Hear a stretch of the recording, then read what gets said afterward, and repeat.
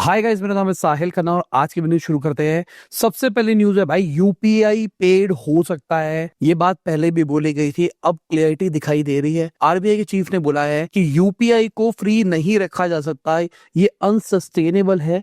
इसका मतलब ये है यूपीआई के ऊपर हमको पेमेंट नहीं देनी पड़ेगी, मर्चेंट्स को पेमेंट देनी पड़ेगी। मतलब कोई ना कोई तो पे करेगा पूरे यूपीआई के इकोसिस्टम के अंदर। अगर आप बाहर कहीं से कुछ खाने पीने के लिए जाते हो तो वहां पर एक मशीन लगी होती है जिस पर आप कार्ड स्वाइप करते हो, तो उस पर 2% तक 1.5% तक कमीशन लगती थी।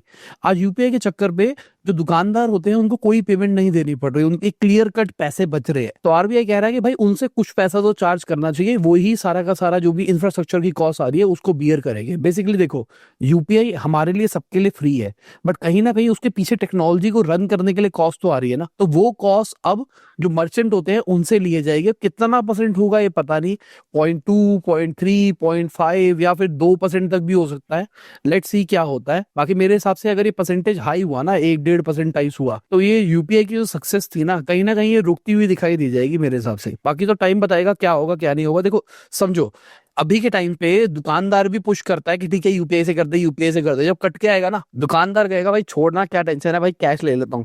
अभी देखो गवर्नमेंट ना all time high tax collection कर रही है। कितने सारे लोगों के पास जीएसटी नोटिस जा रहा है कि भाई तुम्हारी इनकम बढ़ गई है। पहले वो ट्रैक ही नहीं होती थी, आज वो ट्रैक हो पा रही है क्योंकि कैश की पेमेंट रुक गई, यूपीआई की पेमेंट बढ़ गई है। तो कहीं ना कहीं इनडायरेक्ट तरीके से गवर्नमेंट को तो फायदा हो ही रहा है। तो गवर्नमेंट ने जो इंसेंटिव स्कीम निकाली थी यूपीआई के ऊपर 1500 करोड़ के आसपास, तो कोई बहुत बड़ी चीज नहीं है गवर्नमेंट को अपनी तरफ से बियर करने की। मुझे ऐसा लगता है कि यूपीआई पेड नहीं होना चाहिए। बाकी आरबीआई इसको पेड करने के पूरे मूड के अंदर है। साथ में आरबीआई के गवर्नर जी ने एक और चीज बोली है। उन्होंने बोला है जो इंडिया यूके का ट्रेड पैक्ट हुआ है, जो बायलैटरल ट्रेड एग्रीमेंट हुआ है, वैसे और भी होने चाहिए। लास्ट न्यूज में हमने बात करी थी भाई, 99% चीजें टैक्स फ्री हो जाएगी और ये बहुत बड़ी चीज है। और शराबियों के लिए शराब भी सस्ती होने वाली है। इसके साथ में इंडियन गवर्नमेंट ने मालदीव वालों को 4850 करोड़ की लाइन ऑफ क्रेडिट दे दी और यहाँ पर कैश क्या है, इंडियन रुपीज में दी गई है। अब ये लाइन ऑफ क्रेडिट का मतलब क्या हुआ, एक तरह से उधार दे दी है। आपको कह दिया है कि भाई आप इतने रुपए तक का उधार पे माल ले सकते हो। अब आप इतने रुपए तक का ले सकते हो, डॉलर नहीं ले सकते। ये जो गवर्नमेंट कर रही है ना, ये बहुत ही स्ट्रैटेजिकली कर रही है। मैंने इसको शायद आज से 1-1.5 महीने पहले भी बात करी थी। गवर्नमेंट अपने नेबरिंग नेशंस को रुपी के अंदर लोन देने का प्लान कर रही है कि अगर आपको पैसों की जरूरत है तो आप रुपये के अंदर ही लोन ले लो। तो ये बहुत ही स्ट्रैटेजिक गेम हो सकती है। इससे डॉलर इस गेम से बाहर हो जाएगा और कहीं ना कहीं हमारी करेंसी का पुल आएगा। जो हमारी करेंसी का हाल बुरा हो रहा है ना, ये वो स्ट्रॉन्ग कर सकता है। बाकी सुनने में सब कुछ अच्छा लगता है, जब एग्जीक्यूशन होती है तब पता लगता है कि चीजें क्या हुई है। बाकी हमारी गवर्नमेंट ने चाइना वालों के साथ भी ज्वाइंट वेंचर अलाउ कर दिया है इलेक्ट्रॉनिक मैन्युफैक्चरिंग के लिए। ये बहुत बढ़िया चीज है भाई। हमारी गवर्नमेंट ने एक्सेप्ट किया है। चाइनीज कंपनीज बहुत आगे है इंडिया से। अगर हम इलेक्ट्रॉनिक्स मैन्युफैक्चरिंग की बात करके चले तो उन्होंने कहा है अगर इंडिया के अंदर वो आना चाहते हैं तो इट्स वेलकम। अभी रिसेंटली डिक्सन टेक्नोलॉजी का अप्रूवल मिला है भाई लॉन्गशीर के साथ में ज्वाइंट वेंचर बनाने का, जो कि एक चाइनीज कंपनी है। तो क्या ऐसी और चीजें भी हम इंडिया के अंदर देख सकते हैं आने वाले टाइम में? ये एक बहुत इंटरेस्टिंग चीज हो सकती है। इसके साथ में हमारी गवर्नमेंट ने ये कहा है ई कॉमर्स प्लेटफॉर्म को कि भाई अपने फिल्टर के अंदर कंट्री ओरिजिन भी एक फिल्टर का टाइप लगाओ, कि मतलब मैं कंट्री ओरिजिन इंडिया कर दूं तो मुझे पता लग जाए कौन सी प्रोडक्ट्स इंडिया के अंदर बनी है, कौन सी कहां से बनी है, और मैं उसके हिसाब से इन्फॉर्म डिसीजन ले सकूं। पिछले कुछ टाइम से ही कंट्री ऑफ ओरिजिन के ऊपर गवर्नमेंट का बहुत ज्यादा फोकस आया है कि भाई ई कॉमर्स में जो भी प्रोडक्ट बिक रहे हैं उसके ऊपर कंट्री ऑफ ओरिजिन होना मैंडेटरी है। बाकी अगर हम कर्नाटका के अंदर टेक स्टार्टअप की फंडिंग की बात करके चले तो 30% घटती हुई दिखाई दी है अगर फर्स्ट हाफ ऑफ 2025 की बात करके चले। और आप एक बार चार्ट देखो, आपको समझ में आएगा कॉन्स्टेंटली भाई हाल बुरा है फंडिंग का। अगर मैं पूरे इंडियन इकोसिस्टम की बात करके चलूं तो इंडियन इकोसिस्टम में ही फंडिंग थोड़ा क्रंच चल रहा है पिछले कुछ सालों से। 2021 अच्छा था, 2022 बुरा माना जा रहा था, उसके बाद से तो भाई नीचे नीचे ही जाता हुआ दिखाई दिया सब कुछ। इस साल लग रहा था डोनाल्ड ट्रंप आया है, कुछ इंप्रूवमेंट दिखाई देगी, पर भाई उनकी नसी खिंची पड़ी है तो वो भी बढ़ने नहीं दे रहे इस पूरे इकोसिस्टम वाले बवाल को। तो देखो फंडिंग का क्रंच कब तक सॉल्व होता है। मैं ये भी कह सकता हूँ एक तरह से कंसोलिडेशन आने वाला है हमारे स्टार्टअप इकोसिस्टम में, क्योंकि कुछ भी चल रहा है। वीडियो में आगे से पहले आपको याद देना चाहूंगा, अपने लाइक का बटन नहीं दबाया, लाइक का बटन दबा दो, चैनल को सब्सक्राइब, मैं ऐसी ही डेली बिजनेस न्यूज आपके लाता रहता हूँ। अभी रिसेंटली नितिन कामत जी ने एक पोस्ट डाला जहां पर एक बहुत इंपॉर्टेंट चीज उन्होंने डिस्कवर करी है। ये आप चार्ट के अंदर देखो, आपको दिखाई देगा जीरोधा के जो एक्टिव यूजर्स है वो घट रहे हैं। मतलब लोग जीरोधा कम यूज कर रहे हैं, बट उनका जो एसेट अंडर मैनेजमेंट है वो बढ़े जा रहा है। दिस मीन्स उनके पास जो बंदे आ रहे हैं वो हाई क्वालिटी बंदे आ रहे हैं। अभी रिसेंटली मैंने साहिल खन्ना वाले चैनल के ऊपर केस स्टडी डाली है जीरोधा के ऊपर, जहां पर ये वाला पूरा कॉन्सेप्ट समझाया है मैंने कि क्या है कैसे कर रहे हैं, और इनकी पूरी फ्लाईव्हील मार्केटिंग स्ट्रेटेजी भी बताई है। $0 कहते हैं कि भाई हम कोई कैक नहीं है हमारा, कोई खर्चा नहीं करते, पर कहीं ना कहीं वो खर्चा कर रहे हैं, बस आपको वो दिखाई नहीं देता। तो देखना भाई उसके अंदर मैंने कोशिश करी है कि आपको एक यूनिक पर्सपेक्टिव पता लगे किस तरीके से जीरो द मार्केटिंग कर रहा है और किस तरीके से न्यू एज मार्केटिंग होने लग गई है। एक ऐसी दुनिया जिसके अंदर 2800 रुपए के आसपास का कैक है, जीरो था भाई कर ही नहीं ना पैसे खर्च और बंदे एक्वायर करे जा रहा है। आप कह सकते हो कि बंदे एक्वायर नहीं हो रहे, बट जो बंदे हैं वो ज्यादा ट्रस्ट कर पा रहे जीरो था के ऊपर। ऐसा क्यों? बाकी एयर इंडिया की बात करके चले तो उन्होंने 10,859 करोड़ का लॉस रिपोर्ट किया फाइनेंशियल ईयर 25 के अंदर। ये भाई पहली बार रिजल्ट निकल के आए हैं जब से इन्होंने पूरा कंसोलिडेशन किया है, सबको जब से जोड़ा है इन्होंने Vistara, air India, air Asia India, air India express सबको मर्ज कर दिया है। बाकी भाई कुणाल शाह बैक्ड एक कंपनी है ओम डेली करके, उन्होंने अपने बिजनेस को शट डाउन कर दिया है। इन्होंने रिसेंटली पिवट किया था भाई, स्टार्टिंग में ना ये थे ओम मोबिलिटी, 5 साल काम किया, उसके बाद में पिवट किया गया और अपने आप को बदला गया, एक माइक्रो फाइनेंस प्रोडक्ट बनाया गया जो कि डेली अर्नर्स होते हैं ना, जैसे ऑटो ड्राइवर्स हो गए, गिग वर्कर्स हो गए, उनकी मदद कर रहा था। बट कहीं ना कहीं ट्रैक्शन नहीं आती हुई दिखाई दी और बिजनेस बंद होता हुआ दिखाई दे रहा है।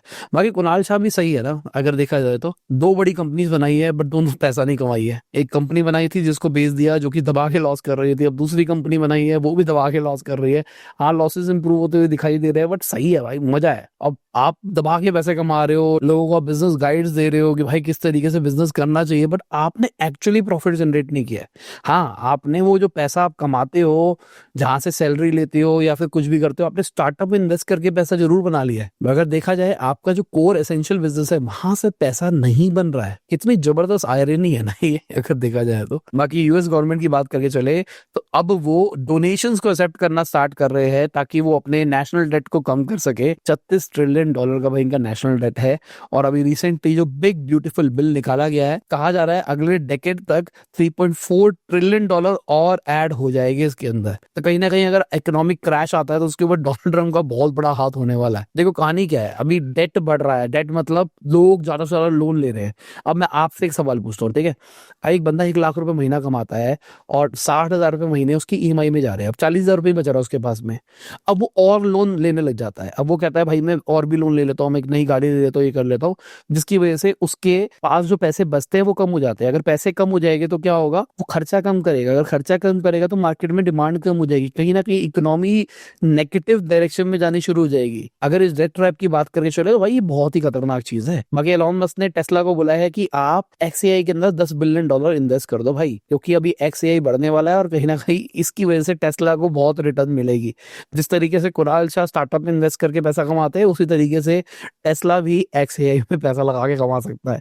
क्योंकि देखो अभी होने वाला यही है, अब टेस्ला की ग्रोथ रुकेगी, कहीं ना कहीं XAI एलोन मस्क की सबसे बड़ी फोकस्ड कंपनी होने वाली है। इसके अलावा XAI के साथ में टेस्ला वाले पार्टनरशिप करेंगे तो उनके सेल्फ ड्राइविंग वाला जो टेक्नोलॉजी है वो बेटर होगा, हमको ग्रॉक जैसे फीचर इन कार एक्सपीरियंस में मिलेगी। मतलब मैं खाली वॉइस इनको बोलूंगा मेरा AC ऑन कर दे, ये कर दे, वो कर दे, वो कर दे, तो सारी बातें समझ पाएगा और उसके ऊपर इंटरेक्ट कर पाएगा, क्या पता गाली भी दे दे। बाकी टेस्ला के शेयर 2025 के अंदर कॉन्स्टेंटली घटते हुए दिखाई दिए है। अब आप ये भी कह सकते हो कि भाई डोनाल्ड ट्रम्प से इन्होंने पंगा ले लिया इसलिए ऐसा हो रहा है, बट भाई कहीं ना कहीं नंबर्स भी तो खराब होते हुए दिखाई दे रहे हैं ना। अगर इनकी ऑपरेटिंग इनकम की बात करके चले तो 42% घटती हुई दिखाई दी है, $1 बिलियन पे पहुंच गई है, जिसमें से $439 मिलियन तो भाई रेगुलेटरी क्रेडिट में आ रहे हैं जो कि अभी डोनाल्ड ट्रम्प रोक देने वाले हैं। तो कहीं ना कहीं $500 मिलियन के आसपास इनके पास में पैसा बचेगा। बाकी इनका कैश रिजर्व भी घटता हुआ दिखाई दिया 200 मिलियन से। इसका मतलब क्या है, कहीं ना कहीं भाई कंपनी के हाल उतने अच्छे नहीं है जितने सामने से दिखाई दे रहे हैं। अब टेस्ला वाले प्लान कर रहे हैं अफोर्डेबल EVs निकालने का, लेट्स सी क्या होता है, क्योंकि अभी जो करंट गाड़ी है उनकी डिलीवरीज तो घटती हुई दिखाई दी है, डिमांड घटती हुई दिखाई दी है, चाइनीज गाड़ियों ने लेनी देनी कर रखी है टेस्ला की। बाकी अगर हम एंट्रोपिक की बात करके चले तो वो $150 बिलियन की वैल्यूएशन के ऊपर पैसा रेज कर रहे हैं। यहाँ पर $3.5 बिलियन के आसपास ही रेज किया जा रहा है। यहाँ पे ना आपको एक बड़ा गेम बताता हूँ क्या होता है। आजकल ना वैल्यूएशन बढ़ाने के लिए ना बहुत ही स्मार्ट गेम खेली जाती है, छोटा राउंड रेज करना। देखो मेन बात ये है कि आप करो 50 बिलियन, 30 बिलियन, $20 बिलियन रेज और फिर आपकी वैल्यूएशन सेट हो, जैसे हम ऊपर AI के साथ देख रहे हैं, समझ में आता है। आप कर रहे हो $3.5 बिलियन और $150 बिलियन की वैल्यूएशन पहुंच रहे हो, तो मतलब आपने कुछ भी नहीं दिया। 3% के आसपास से तो दिया आपने। तो भाई ये कोई बहुत बड़ा फंड रेज नहीं है वैल्यूएशन सेटिंग के लिए। ठीक है, इनकी वैल्यूएशन बढ़ती हुई दिखाई दे रही है, अच्छी चीज है, क्लाउड वाले मेहनत भी कर रहे हैं कि दुनिया के अंदर। बट यहाँ पे आपको एग्जांपल देता हूँ, मान के चलो मैंने अपने ये चैनल के ऊपर पैसा रेज करने का प्लान किया है कि भाई हमारे जितने भी मीडिया नेटवर्क है, हमारे मल्टीपल चैनल्स है, इसको हमने एक कंपनी बना रहे हैं और इस पे हम पैसा रेज कर रहे हैं। अब पैसा रेज करना है, किस वैल्यूएशन के ऊपर करना है पता नहीं भाई, इन चैनल्स की वैल्यूएशन कितनी है। तो मैंने क्या किया, हमारी जो दूसरी कंपनी है केमिकल वाली, उसके थ्रू मैंने अपने भाई को कहा कि भाई मेरे में इन्वेस्ट कर दे। तो उसने मेरी कंपनी के अंदर मान लो 1 करोड़ रुपए डाला और उसने 1% ले लिया। ऐसे ही मतलब दोस्ती यारी चल रही है, क्योंकि अपनी कंपनी है, अपने वैसा आ रहा है। तो उसने 1 करोड़ रुपए डाल दिया, 1% मैंने दे दिया उस कंपनी को। अब 99% मेरे पास में, और मेरी कंपनी की वैल्यूएशन कितनी है, 100 करोड़ रुपए। इस तरीके से भी थोड़ा वैल्यूएशन गेम खेला जाता है दुनिया के अंदर। मैं ये नहीं कह रहा उन्होंने ऐसा किया, पर मैं आपको समझा रहा हूँ कंसेप्ट क्या होता है। बाकी जेफ बेजोस की बात करके चले तो वो सीएनबीसी को खरीद सकते हैं, वॉशिंगटन पोस्ट भी इनका था, अब ये भी हो गया। भाई क्या कर रहे हैं भाई ये। अगर आप देखोगे दुनिया के जो पावरफुल अमीर लोग होते हैं ना, वो कहीं ना कहीं मीडिया को कंट्रोल करते हैं। इंडिया के अंदर किसके पास में है, कौन है इंडिया के अंदर पावरफुल, और उसके पास कौन सा मीडिया नेटवर्क है, एक बार कमेंट सेक्शन में बताओ। बाकी इसी के साथ में हमारी आज की न्यूज खत्म होती है। उम्मीद करता हूं आपको मजा आया होगा। लाइक कर देना, शेयर कर देना, कमेंट करना वीडियो कैसी लगी। बाय, गुड नाइट, शबा, खुदा हाफिज, गुड मॉर्निंग। और जब भी वीडियो देख रहे हैं, जय हिंद, वंदे मातरम, दुआ में याद रखना। और हो सकता है आपको थोड़ी पीछे से नॉइज वगैरह आ रही हो, क्योंकि भाई मैं घर से ऑडियो शूट करके भेज रहा हूँ। घर पे कोई रिश्तेदार आए हुए, उनके बच्चे भी है, और कहीं ना कहीं मेरी बेटी उनके साथ खेल रही है और बहुत शोर शराबा मच रहा है। कोशिश तो ये करिए कि एक रूम में एकांत में बैठ के मैं शूट कर लूँ। थोड़ी सी हम ऑडियो को प्रोसेस भी करते हैं, बट हो सकता है आपको नॉइजेस सुनाई दे। उम्मीद है मुझे एआई बहुत लेवल पे प्रोसेस कर देता है।